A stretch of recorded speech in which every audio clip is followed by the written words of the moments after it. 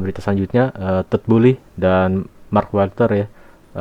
akan menjual saham mereka ya di Chelsea ke Clear Lake Capital, yang dimana menurut kabar ya kedua pemilik saham yang ada di Chelsea ini dilaporkan tengah berada dalam pembicaraan serius ya, dan keduanya berencana ya menjual seluruh porsi saham mereka ya di Chelsea ke Clear Lake Capital ya, yang dimana di situ ada Ed Bali ya. Dan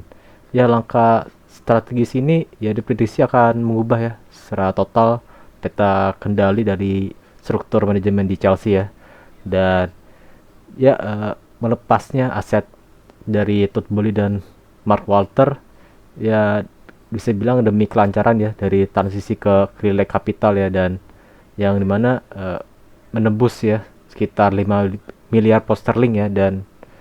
ya berdasarkan laporan media finansial ya, keputusan ini dipicu oleh ketegangan di balik layar serta proses akuisisi awal ya, dimana kubu Boehly ya dan Walter kerap terlibat dalam strategi yang berbenturan ya, dan terutama dari pihak Lake ya yang mayoritas sahamnya sedikit panas ya karena mereka sering tidak sejalan ya. Dan dia meski negosiasi masih pasang surut ya ini, tapi sudah berjalan ya selama bertahun-tahun, dan laporan ya dari orang dalam mengkonfirmasi bahwa pembicaraan ini telah memasuki fase krusial ya,